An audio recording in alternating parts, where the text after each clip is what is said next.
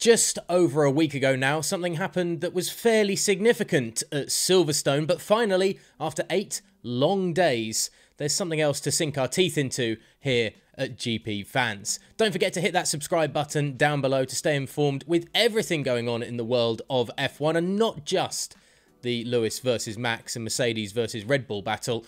Now, let's find out what else is cooking in F1 news this Monday. Formula 1 is currently in discussions over a 2-venue pre-season test plan ahead of the 2022 season.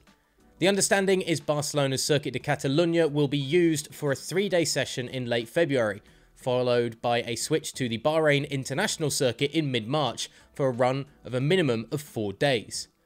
F1 unveiled its new machinery for next season just before the British Grand Prix, and the teams and drivers will require as much track time as possible to become familiar with the car's characteristics.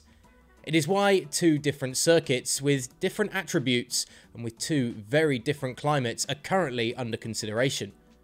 For this season, there was just a single 3-day test in Bahrain due to the crossover of the cars from last year. That proved problematic for a number of drivers who had switched teams and only had a day and a half of running to become accustomed to the differences compared to their previous cars with their former teams. At this stage, it is almost certain Bahrain would again then stage the pre-season opening race later in March, as was the case this year, potentially forming the first part of a Middle East doubleheader with Saudi Arabia.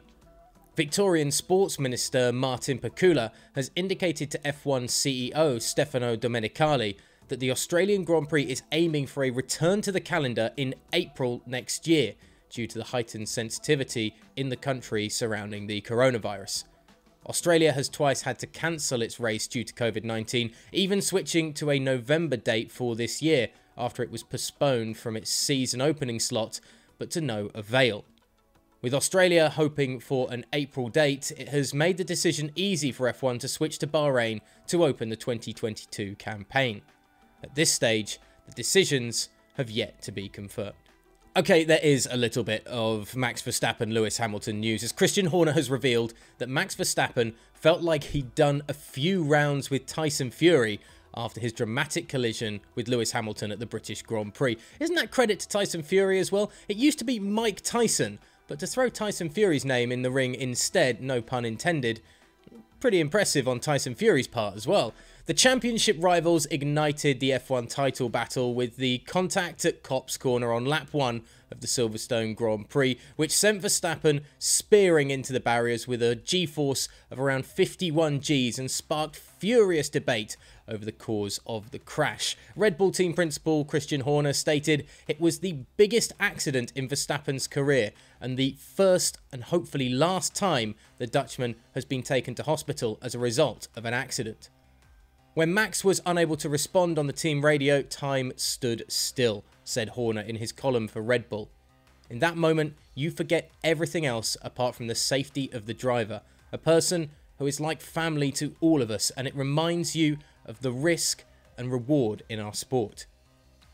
When he was finally able to speak, the relief was enormous, and then to see him helped out of the car by the medical team, albeit somewhat dazed and in need of support, was an incredible feeling. Max was monitored closely and later released from hospital at around 10 o'clock on Sunday, July the 18th, and was able to travel home the following day. I spoke to him again on Monday, July 19th morning, and he felt like he'd done a few rounds with Tyson Fury. He was battered and bruised, but feeling lucky and grateful to the medical team, as we all are. And in true Max style, he was already trying to put it out of his mind and look ahead to Hungary. In the aftermath of the accident, FIA Medical Rescue Coordinator Dr. Ian Roberts revealed he was initially concerned he and his team would be dealing with a role given the severity and speed of the impact. With Verstappen escaping relatively unscathed, Horner added, "A huge amount of credit must go to the safety standards of these cars, the halo and the barrier systems, because the impact was such that it actually broke Max's seat. The car would have quite easily flipped over, which was an initial concern voiced by the first responding medical team, but fortunately it didn't." Max Verstappen, a very lucky boy, and everybody in Formula 1, regardless of which side you're on the title battle of, is very pleased to hear that he is doing okay after that horrific incident. Does any of this generate some extra sympathy for Max? And do you think he's going to be feeling either a little battered and bruised going into Hungary and perhaps under the weather because of that? Or is this going to rile him up more to really try and take the fight to Hamilton and Mercedes even more? Let us know in the comments section below, of course. And don't forget to hit that subscribe button to stay abreast with everything going on that we do here at GP Fans.